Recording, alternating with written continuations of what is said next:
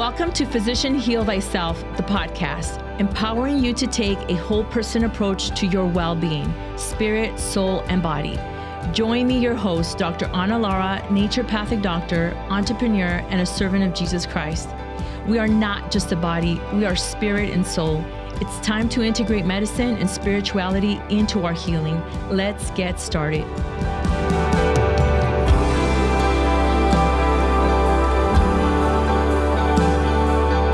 Welcome back to Physician Heal Thyself, the podcast. I'm your host, Dr. Lara. In this episode, we're going to talk about the 6 principles of naturopathic medicine.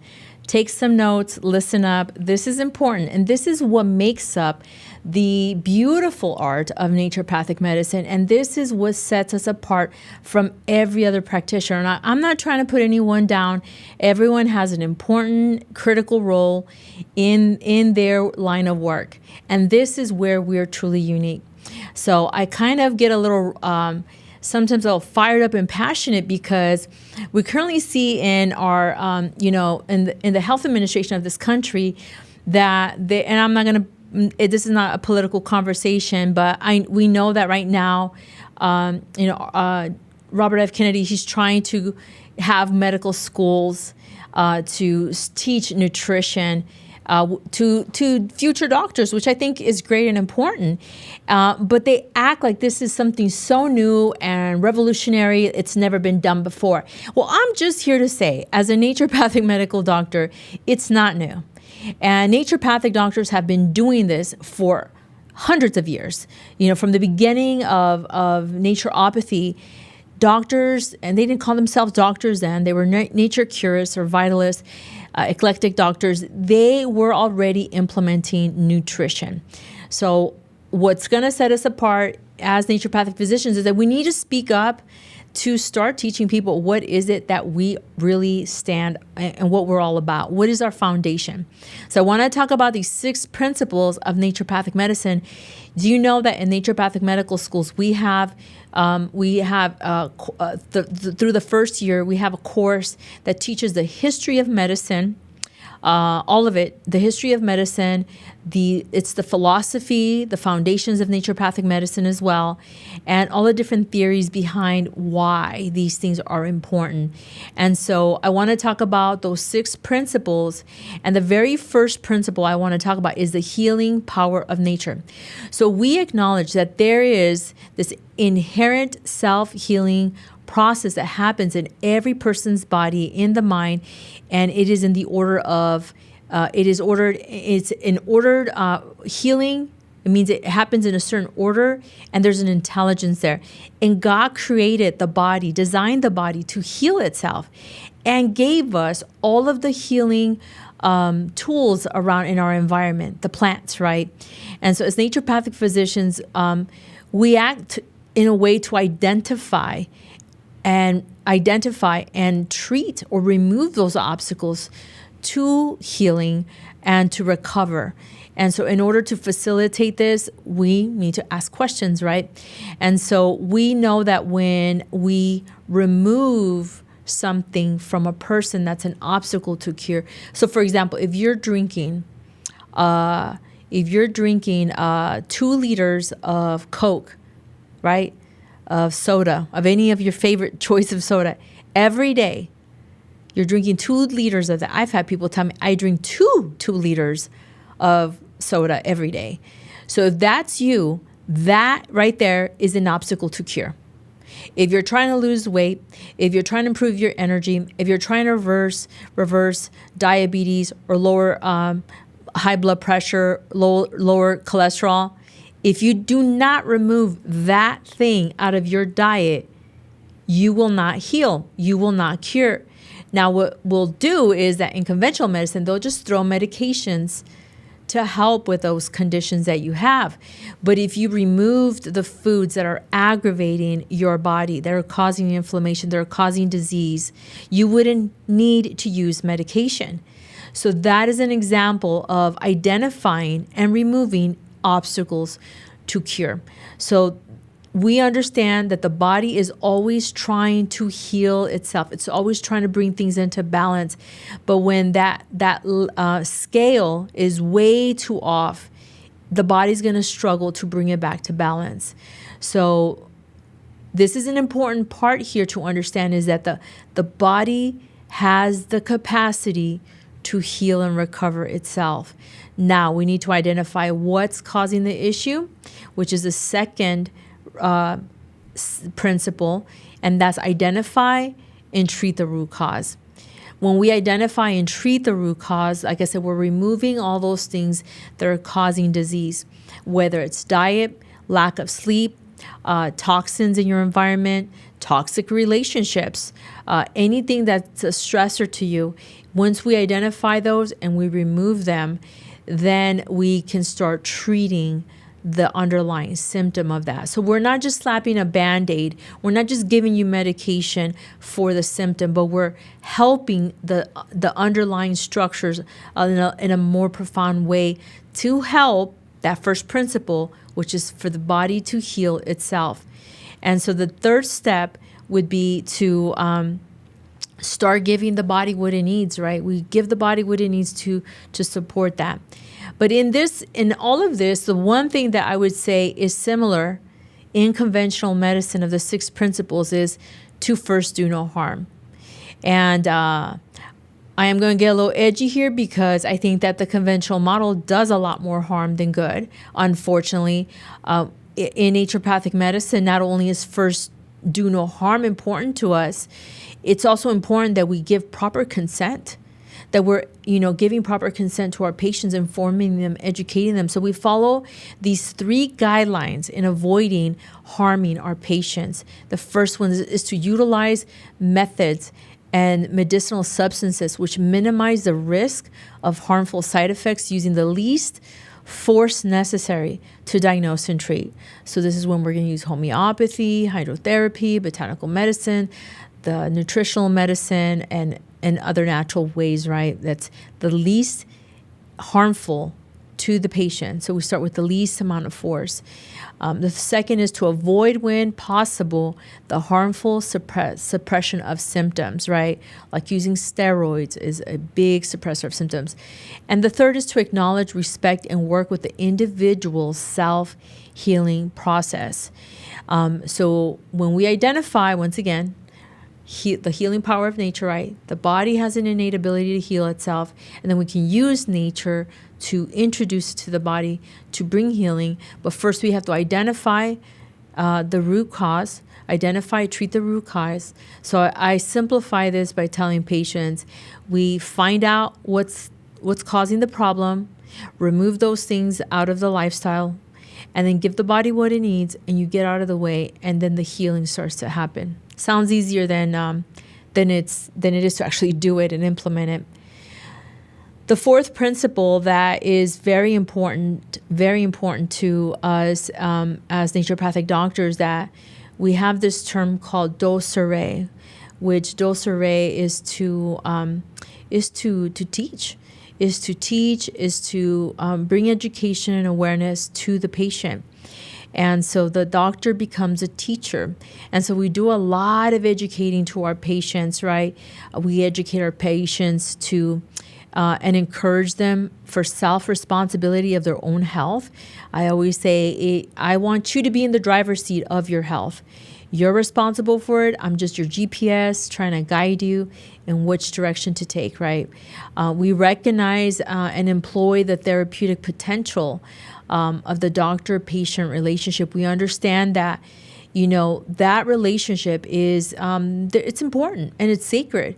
And it is a job of the doctor to listen to the patient, but also to ask the right questions so that the person can share more. And then the doctor just is quiet, listens to them speak. And I'll tell you that a lot of patients are not heard. And so when they are heard and acknowledged for the first time, there's a healing that happens there. Just being heard, being acknowledged that, no, you're not crazy. And all these symptoms that you're experiencing, there's a real cause to them. You're not crazy. That in itself is so validating to people. And it brings hope that, yes, they can heal. And so I always say that the word heal and cure, it is like it's a dirty word in conventional medicine. They don't believe that anyone can heal fully. They think that if you have type 2 diabetes, you're going to have type 2 diabetes for the rest of your life. And that's not true. You can reverse that. And it takes educating. And this is where a lot of the teaching is important. I have found that when we give people the opportunity to learn, to understand how their body works, how it functions, what's good for it, what's bad for it, why eating that makes your body not feel good, why not going to bed early enough is affecting your hormone health, et cetera, et cetera. When they start to understand that, when we give all people the opportunity to know and understand these concepts, there's something magical that happens there.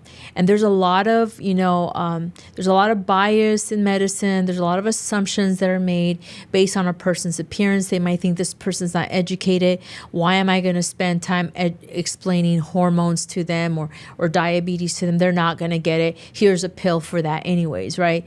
And I'll tell you, I work with a variety of people, both English and Spanish speakers, and all types of education or lacking education, right? And I will take out my graphs and show them and educate them. And by the end of the conversation, they understand, right? They understand what I reviewed with them, because the other job of the doctor as teacher is to take a complex idea and simplify it so that most people can understand, or explain it in a way that person sitting in front of you is they're going to be able to understand that, right? And so then we have to change our vocabulary, which is why in this podcast, I could use a lot of fancy medical terminology. Sometimes I do. I try not to. And if I do, I try to explain it, because that might mean nothing to someone else. They might not understand that, and they might feel overwhelmed or intimidated to even ask. And that's something that as a doctor, I want to remove that from the experience that my patients have. I want them to feel comfortable to stop me, to ask me questions, if there's a term they don't understand, that I can explain it further for them. I give simplified terms and explanations to complex things so they can understand it and they can make better informed decisions. And this is being part of a doctor, to teach so that the patient is making an informed decision on everything that they do. And so we teach our patients to take charge of their health. Bottom line, you shouldn't have to come see me every month and see no results. And so we teach them how to use their own innate ability to heal. And sometimes that might even mean to change the mindset that they have about themselves, about life, about their circumstance. I always tell people I try not to interrupt them, but if they say my diabetes, my depression, my anxiety, my cancer, I interrupt them and I correct them and I say, first of all, I ask, no, who gave you that diabetes? Did someone give it to you as a gift? No, it's not yours. It's not a thing to own. It's not a persona. It's a physiological process that's happening in your body. So then it's reframing what they're saying. You have diabetes. This is a process that's happening in your body. And if it's a process, that means you can what? You can interrupt the process. You can change the process. You can reverse engineer the process. You can give new things to the process and create a new process. You can enhance the process to work better, but you are not the process. You are not the diagnosis. So I'm huge. Guys, you have no idea. If you're my patient, you know this.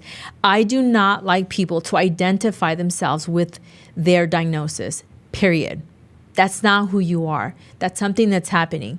And so I have seen people, condemn the cancer. And it's like, then you should need to condemn you, because somehow we contributed to that development. And there's many different things that could have contributed to that disease state. So what do we do to identify it, right? We got to go back to what I said. Identify and treat the root cause. And understand that the body is designed to heal itself. I always take the example of if you cut yourself while you're cutting vegetables in your kitchen, and you cut yourself, your body is going to heal that wound by itself without you having to tell the body exactly what it needs to do to heal. And that's magical. That the body has that ability to start informing your immune system, go send more platelets to stop the bleeding and the clotting. And then as it stops clotting, it tells the body to what? To heal the tissue there, to repair it, to strengthen it. And that is the beauty of how our body is designed. This is why I always say studying the human body made me believe in God even more, because there's no way that this was just a random act out of a big boom that could have just happened. There's too much intelligence behind the design of the human body. So this, once again, I really geek out in this part. I probably see myself more as a teacher than a doctor sometimes. And I enjoy the role of a teacher versus a doctor more, because I get to educate people on this magical body that you're in, that it can heal, it can repair itself. But we just need to take some steps back. We need to stop, slow down, and take a look at the nature, the simple basics of nature, which is air, water, food, sleep, movement, right? And it sounds so simple, but let's face it, we know what life is like right now. And so it does take some very intentional steps. It takes us to be more self-aware of ourselves, be intentional with the things that we do throughout the day and every day, right? Make this a priority, because if you don't make it a priority, who is? Let me tell you, the company you work for, your boss, they're not going to make your health a priority. They should. If they are an intelligent and self-aware organization, they know that their most important asset is their employees. So you want them to feel good and take care of themselves so they can be more optimal in the work that they do, right? But I mean, that makes sense to me. It doesn't make sense to everyone. But if you're not optimal, you're not going to have the greatest output in your job, in your family, in your life. It gets very draining, right? So this is the fourth. Let me just summarize, because I'm talking a lot here. We talked about the healing power of nature. Identify and treat the root cause. First, do no harm. And then doctor as teacher. And then the fifth one that I also believe is very unique to naturopathy, naturopathic medicine, is to treat the whole person. Now, I know that more practitioners like functional doctors or integrative doctors, and what those two terms mean, by the way, it's either a medical doctor that realized the system they were in doesn't work, and they went and got additional training to be a functional or integrative doctor to do more natural things and integrate in their practice, right? Do the right testing and do more of a natural approach. So it's kind of like an afterthought. Where naturopathic medicine, there is no afterthought. This is the foundation of who we are from the get-go. We learn to do this from the beginning. And when we treat the whole person, we're treating this patient by taking into account all the physical, mental, emotional, spiritual components, all the genetic components, environmental, social, and so many other factors, right? And since, total health includes all of that, like I said, spiritual health is really important in naturopathic medicine. And in the next episode, I'm going to talk about the therapeutic order, and I'm taking it old school therapeutic order, not even the current day modern therapeutic order, but naturopathic physicians encourage individuals to pursue this personal spiritual development. And what does that mean? What does it look like, right? But this is treating the whole person. There's things that the spirit and the soul need help with. And those are the things that, let me tell you, yoga is not going to help you with that. Botanical herbs, homeopathy, as much as I like, it's not going to help address the spiritual component of it. And so everyone might have a different perspective on what spirituality is. And there's so many different experiences and accounts to this. But this is something that is very important, that oftentimes it's kind of left out of, it's always left out most of the time of the clinical picture, right? Because people don't want to bring that into the conversation. It's too out there for some people, and they want to just focus on the physical health. But I'll tell you, there's been plenty of people that I've worked with that they've done everything physically, mentally, right, psychologically to help themselves. And then there's this missing link in them. And it is, what are you feeding your spirit? What are you feeding your soul? Because that also needs to be fed. There needs to be development. There needs to be the proper alignment with the creator that created everyone. And some people don't have faith in anything. They don't believe in a God. They don't believe in a creator.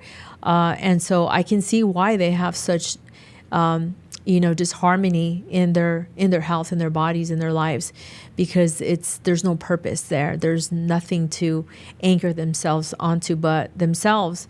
And so treating the whole person is looking at all of these categories and taking a really deep dive into what could be contributing to the health. And I'll tell you, from experience, personal and clinical experience, there's always going to be one or two things in all of these categories of our life.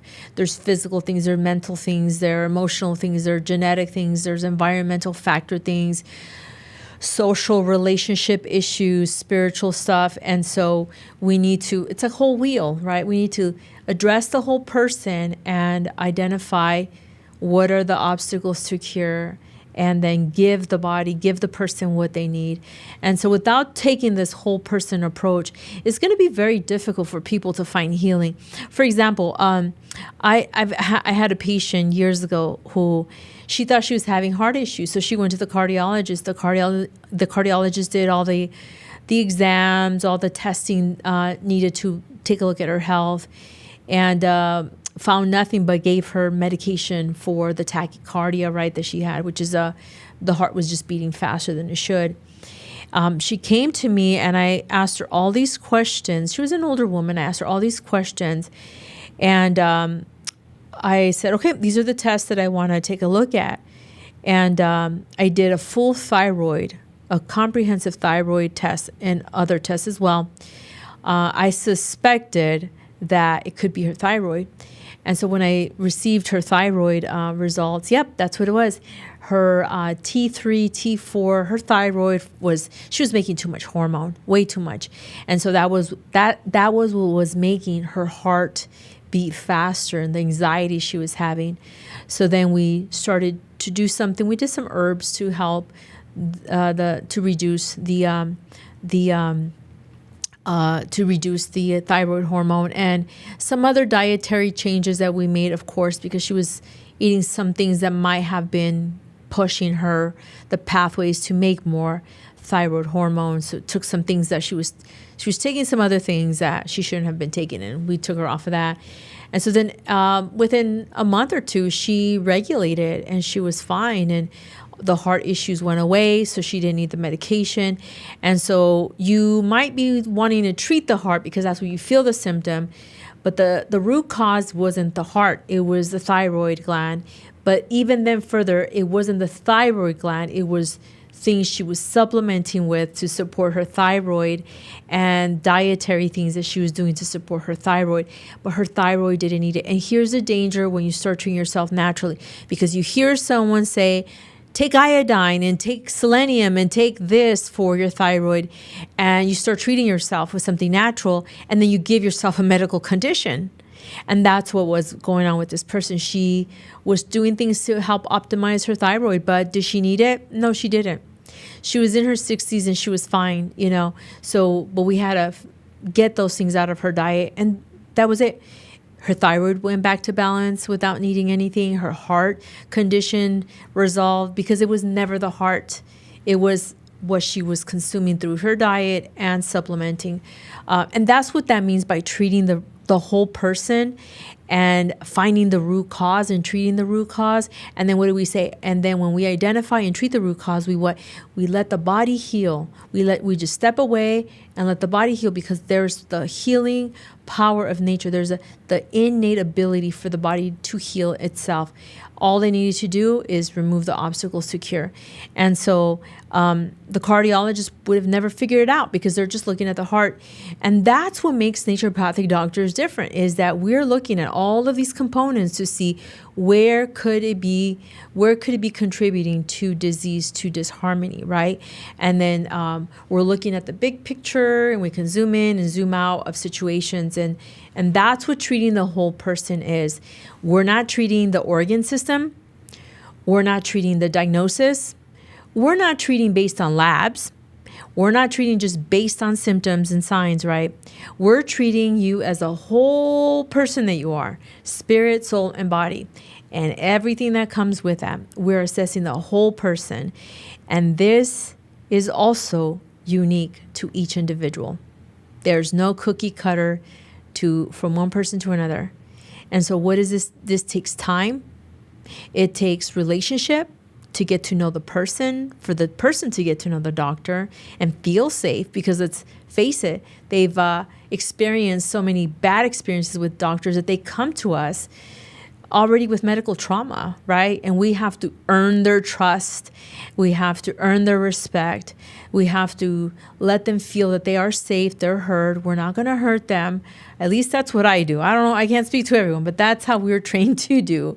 But this is what we need to do, is treat the whole person in its entirety, spirit, soul, and body.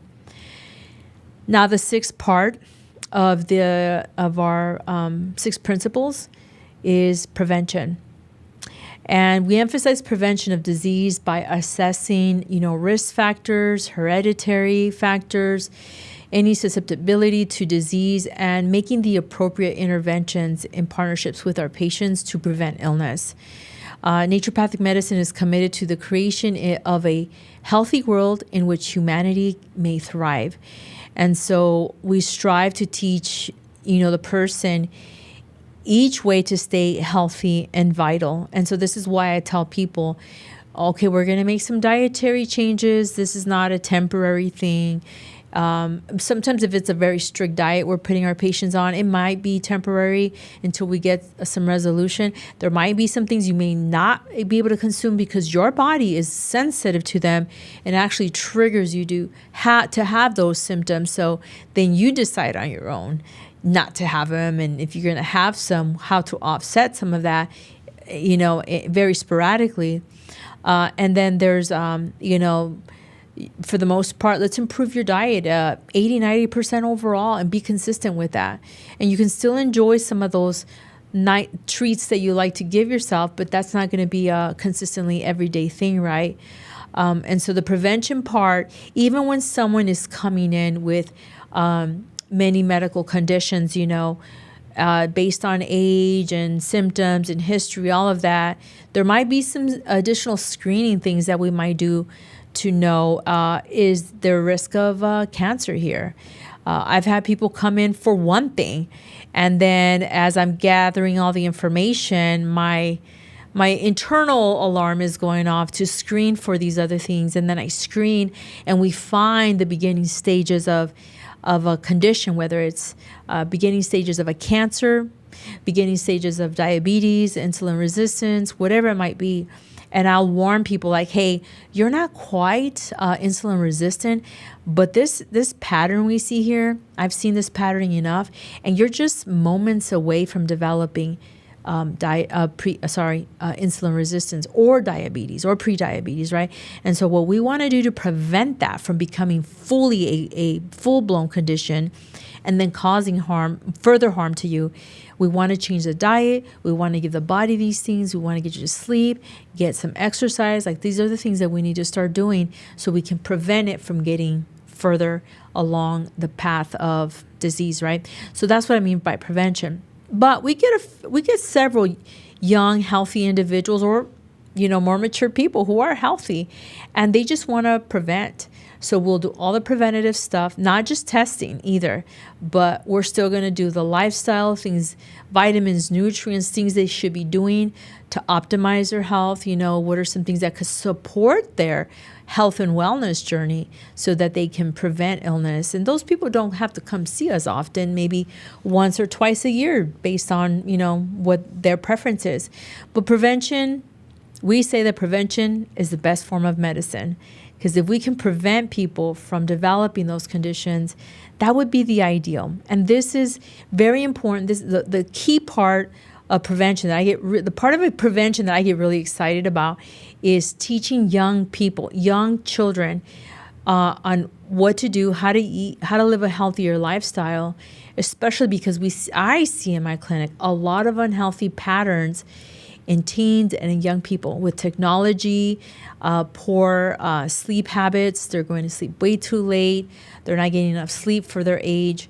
Their brains are not developing because of that. There's too much technology exposure. They're not eating enough protein, healthy fats. Look, if you have a child under the age of 7, they better be having a good amount of protein and omega-3s to protect their brain, to grow a strong nervous system. And my concern is right now with young people is not only do I see a decline in their hormones, there's some young teenage girls that they look like they're perimenopausal or menopausal. And it's not because they are in menopause, it's because they don't have the building blocks to make those hormones. So a lot of educating on the younger side, because if we don't, we're going to have a future of adults where their nervous system is not going to be resilient enough. They're not going to have the intellectual cognitive capacities. I see a decline there. Their short-term working memory is not there. So prevention is the best form of medicine. And so just a quick recap, because this is very key and very important to the principles of naturopathic medicine.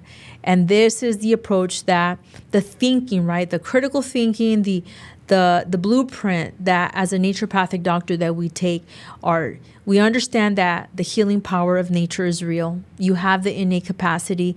God created your body with the innate capacity to heal itself, and then provided us plants and herbs to help us in the process of healing. The second one is to identify and treat the root cause. Third, first, do no harm. Fourth is to doctor as teacher. The fifth is to treat the whole person. And the sixth principle is prevention. And these are the 6 principles of naturopathic medicine. We've added kind of a 7th one, which you see here on my screen, is physician heal thyself. And that is that you as an individual should take that initiative to heal yourself in all those areas, right? God gave us the healing ability, the capacity to heal and to bring balance and restoration. So hopefully you learned some great, fun, interesting things today, and that you have a better understanding of what is it a naturopathic doctor does, how we're trained to think, what are the philosophies that are so dear to our hearts, and that we uphold with a lot of honor and respect to those naturopathic doctors who've worked so hard to bring this medicine to the stage that it's at right now. And so I just want to give my respects to those people who are no longer even living that have contributed to naturopathic medicine being where it's at today. Those great pioneers, great teachers of ours, we thank you and God bless you. Hey, I hope you enjoyed it. And so until next time, be blessed. Thank you for listening to Physician Heal Thyself, the podcast. If you like what you've heard, please like, share, and subscribe. Help this message reach more people who may need to hear it. Leave your comments. I want to know what you think. If you're interested in learning more about Raíces, visit our website at raicesndmedcenter.com. Until next time, be blessed.